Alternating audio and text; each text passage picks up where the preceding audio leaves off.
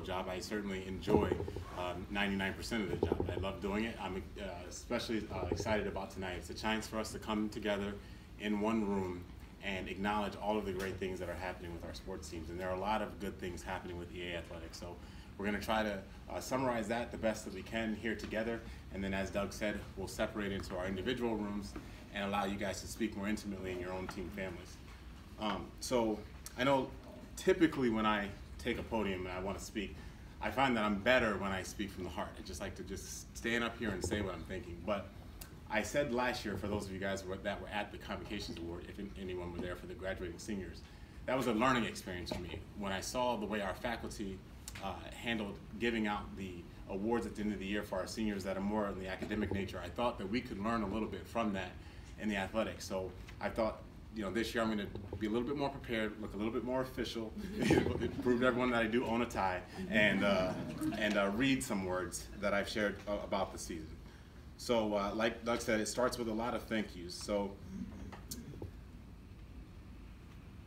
anytime we get together to celebrate the accomplishment of our athletes, we must start by saying thank you to all the people that make a sports season happen. So thank you to the parents who move their schedules around to pick up athletes from practice, provide snacks for bus rides, cheered loudly and respectfully for all Hilltoppers, not just their own athlete. Thank you to our coaching staff who put in countless hours preparing practice plans, updating statistics, complying with IHSA regulations, and most importantly, making a positive impact in the lives of the student athletes on the field, on and off the field. Thank you to the faculty and staff here at EA that demonstrate teamwork by allowing early releases from class, coming out to games to support the students, and facilitating a learning environment where athletes are encouraged to pursue several interests outside of the classroom. Thank you to Lydia Gillis, Jen Cervini, and all of EAPA for volunteering their time, money, and ideas to making all of our events, especially PAC events, go off without a hitch. From homecoming to Pack the Place, they do so many things behind the scenes, and we can't thank them enough. Thank you to our maintenance team, as well as our communications team for helping us put together the awards night and the fantastic programs that we hope everyone will keep to later reflect back on what was a memorable fall season. Lastly, a very special thank you to Lynn Martin, who is the head of that communications team. And she does a great job documenting and updating the various social media outlets with all the positive things that our students are doing throughout the year. I think that's something we should clap about now.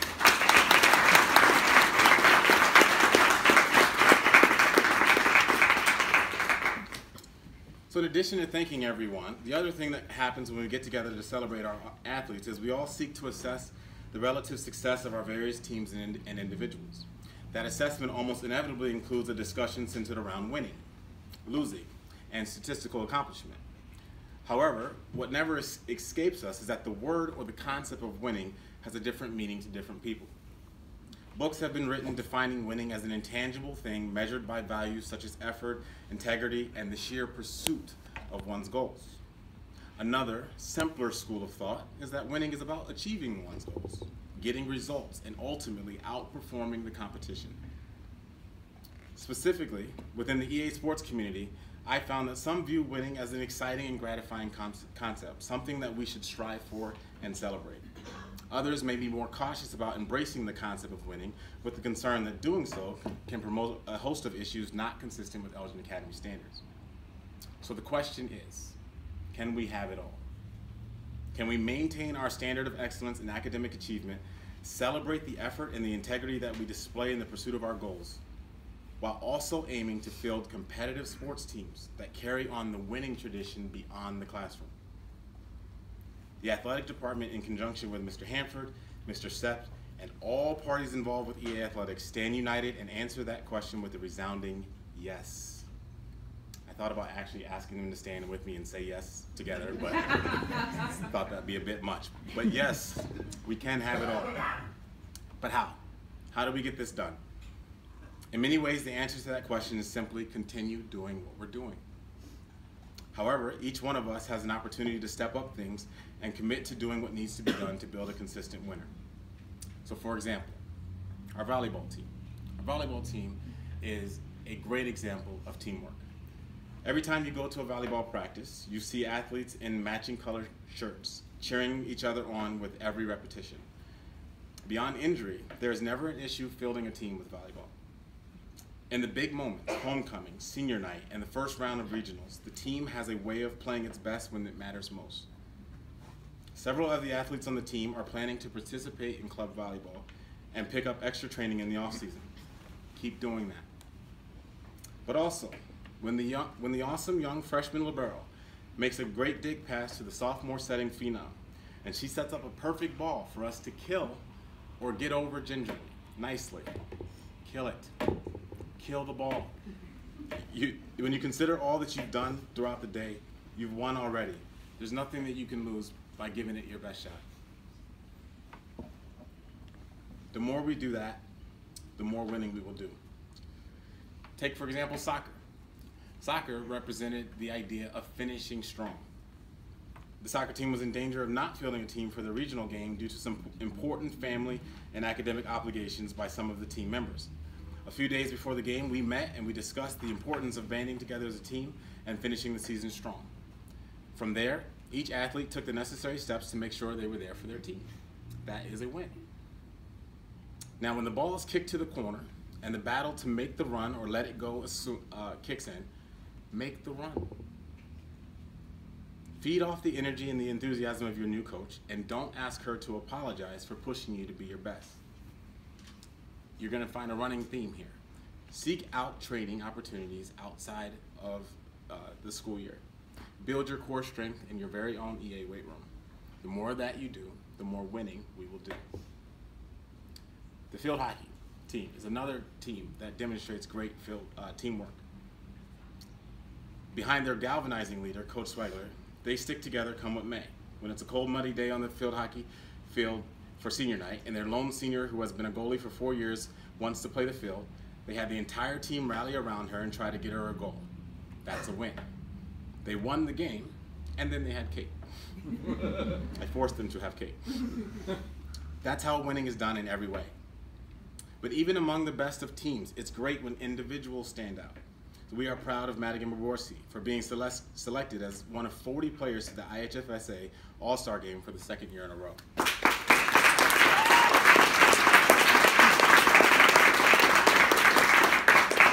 again, back to our running theme. Make no mistake about it, Madigan will tell you. She is committed to the sport of field hockey in the off-season. She is passionate about the sport and demonstrated that passion last spring when she developed and delivered a pitch to the incoming 9th graders about the value of playing field hockey at EA. Now, club field hockey is not as prevalent as some of the other sports, but it does exist, and there are families in our community that can get you pointed in the right direction. Tennis. Tennis did a great job this year of displaying sportsmanship. The girls' tennis team competes with class and dignity across the board. The entire team as a whole was awarded with the ISL Conference Sportsmanship Award.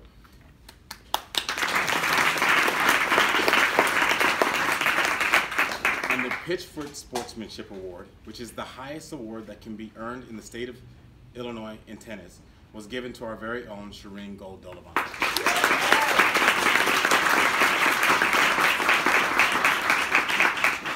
Now, this is a credit to our coaching staff. In addition to displaying great sportsmanship themselves, Coach Greg and Coach Janet have done a great job building players from scratch. I just learned today that players like Michelle, Caitlin, and Shireen have never played tennis before they joined here at EA. And now, 4 years later, they are the driving force behind tennis's back-to-back Larkin Invite Championships.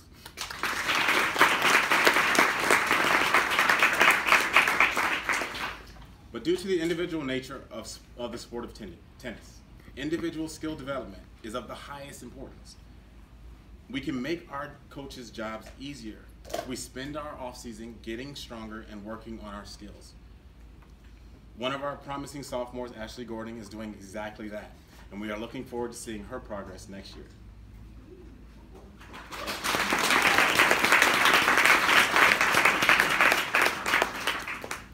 Cross country. I wrote next to them that everyone needs to contribute. Perhaps no other fall team is as close to having it all than our cross country team. They made school history this year by being the first EA cross country team to advance to the IHSA state sectional meet.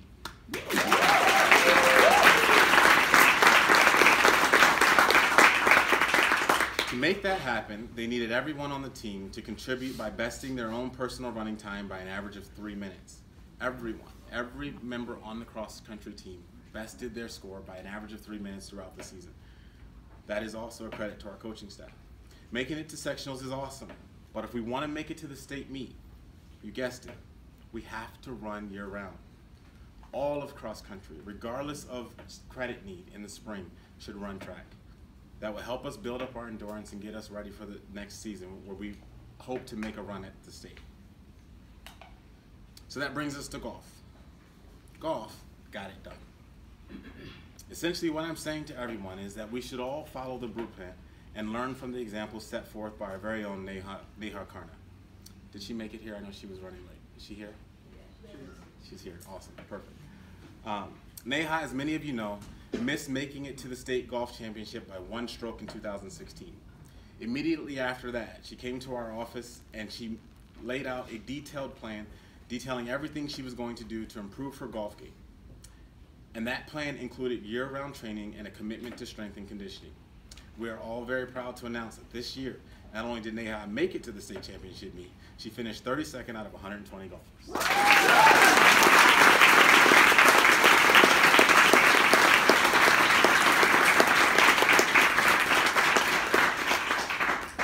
So make no mistake about it, guys. We are all in this together.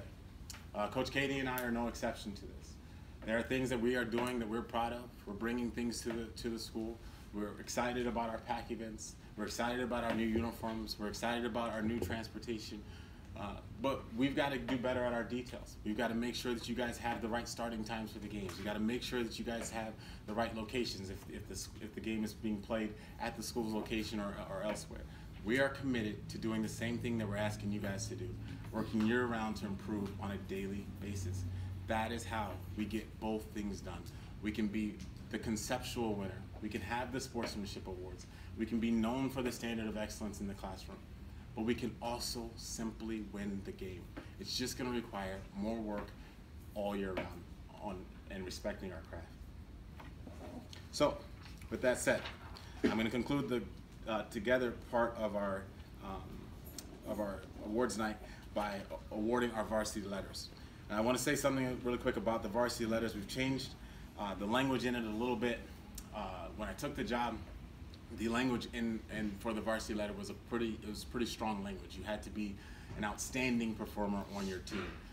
So you know, those that make first team all conferences, break records, these types of people were the ones we were honoring with our award letters. I would like to move us more towards a place where we recognize that if you are on a varsity team, you are committed to that varsity team. You show up to every practice, give 100%, and make a significant contribution to your team, we are going to award you with that letter. So, with this being the first year that we're changing that language, we have quite a few of our athletes that we're looking to honor. The way we're going to do it, I'm going to call out their names. We're doing them by team. So in some cases, it's one player on the team. We'll have that one individual come up. In other cases, there's multiple players on the team. We'll have them all come up together. We'll clap for them all together. We'll take a picture and move on to the next team.